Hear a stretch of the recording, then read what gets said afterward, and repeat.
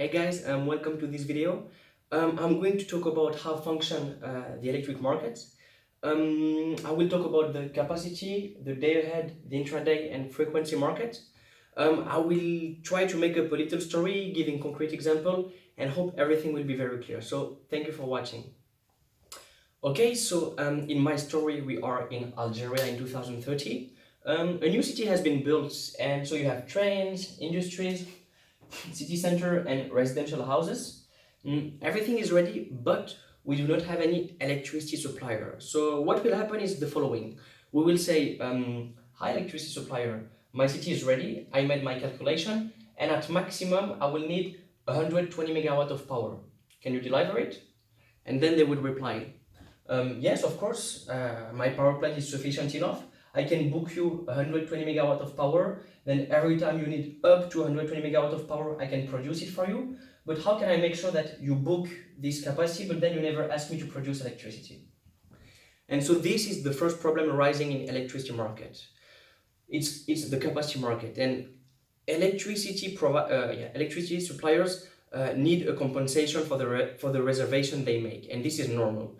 Otherwise, in our case, for example, I could have say I need 120 megawatt of power, but I don't want to take any risk, and I will book 200 megawatt of power. And then if I book 200 megawatt of power, but only need 120, electricity supplier will have 80 megawatt of power that they booked only for me, but I never asked them to produce it. And so they could have used this capacity, sell it to someone else and make more money. So for them, the capacity market is a kind of guarantee that I will ask them to book for me only what I need.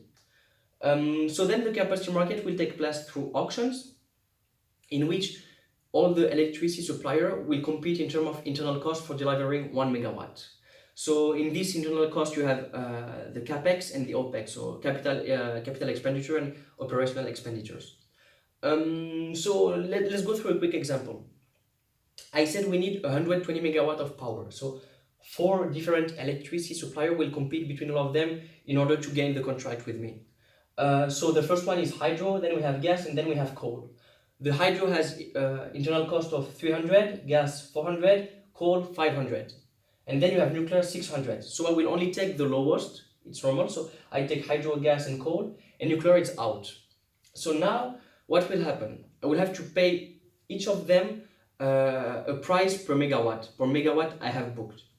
So the hydro work with 300s, but I will not give him 300s. I will give him the clearing price. And the clearing price is the marginal price. So in this case, the marginal price is 500 per megawatt, because it's the price of the coal power plant, and everyone will receive 500 per megawatt. So that's all for the capacity market. So thing to retain, capacity market, you do not buy any electricity, you just buy a guarantee that this electricity provider will always have this capacity and will always be available to provide you electricity when you ask him. Okay, so now thanks to the capacity market, we have been able to select our electricity suppliers. So you can see they are here. And now we go through the day-ahead market. So in the day-ahead market, you will be able to buy electricity in advance. So at least you will be able to purchase it 24 hours in advance. Before 24 hours you cannot, it's too late. So let's go through a quick example of, let's say today we will buy the electricity for tomorrow. So we will inform them of our consumption of tomorrow. So we calculate that from midnight to 6 a.m. we will have a consumption of 30 megawatt, then from 6 to 12 of 60, then 105, and then 60. So I made blocks so it's easier to understand. So at the end, we will have tomorrow a consumption of 1,530 megawatt hour. So in the day-ahead market, the thing you can do normally, you will buy block of energy for long period in advance. So for example, if you can already say that for the next 5 months, at least my consumption will be of 30 megawatt. You actually could buy this in advance. So for one day it would be 30 times 24, which is 720 megawatt hour per day. And so you could tell them, okay, every day I know at least I have this consumption, so I want to book it for, I don't know, for the next 2 months, for example. So this is the day-ahead market. Okay, so now we get to the intraday market. In the intraday market, you will have the possibility to trade electricity until 15 minutes before the delivery time. So let's go through a quick example. So basically we had a consumption of 30 megawatt, now we have 35. So we can say, for example, I don't know, the night was very cold and people had to turn on the heater. Then here we have 5 megawatt less, so we can say the train company had to do a lot of maintenance and could not make the normal schedule. Then here we have more consumption, we can say that the industry was producing a lot, and so on and so on. So we see that at the end of the day, the trading balance on the day-ahead market, in this case, it's positive. So we consumed 20 megawatt hour more than what we thought, but we also sold electricity at some moments. So the thing we see is that on the intraday market, the quantity are much smaller than on the day-ahead market, and normally prices on the intraday market are higher because it's last minute consumption and you cannot plan it in advance. Okay, so now I'm going to talk about the primary frequency control. The first point I would like to make is these three markets are different from these two.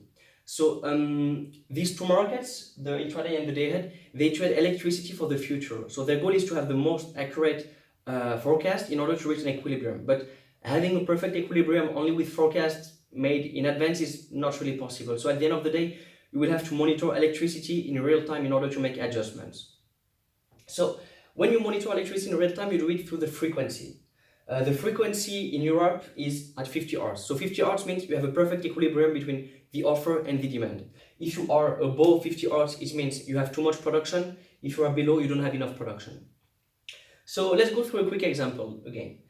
Now we have our hydropower plant, which is producing 35 megawatts for, let's say, for 1 week.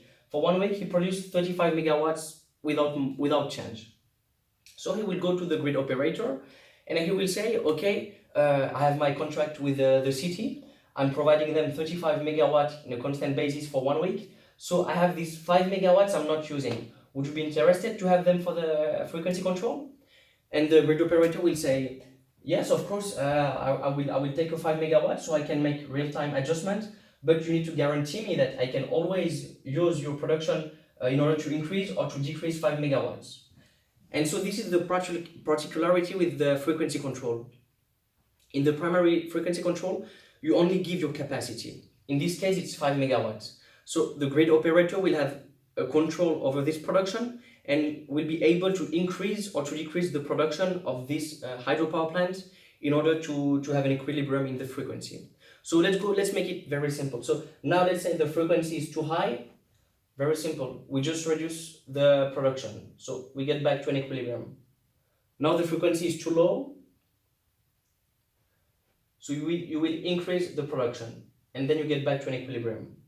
The point I have to make about the primary frequency control is the difference between these three markets is the time during which you can activate the production. The other point, especially with the frequency market, is you only give your capacity. So when you only give your capacity, you will not be paid for the energy you provide here or the energy here. So we talk about a symmetrical market because at the end of the week, you can say it will be balanced. Sometimes you produce less than what you were supposed to, and sometimes you produce more than what you're supposed to. So at the end of the day, it's supposed to be balanced. Now, for example, if this case was simple because it was a constant production. Now, for example, if we have a consumption which is variable, at the moment, let's say we have a peak at 39 megawatts. So in this case, the hydropower plant will only able to sell 1 megawatt to the grid operator because when you sell your capacity, the grid operator must be able to activate it at any time. So if you sell more than 1 megawatt, let's say you sell 2 megawatts, so it would be this. So all the time you would be able to activate it if it's up or down. But in this case, as you are already producing at 39 megawatts, you could not increase to 41. So in this case, you would only be able to sell 1 megawatt of capacity. Okay, so we get to the last part of this video, which is the secondary and tertiary frequency control. These two markets are very close to the primary, but are different in 3 points. So the first one is these two markets are not symmetrical.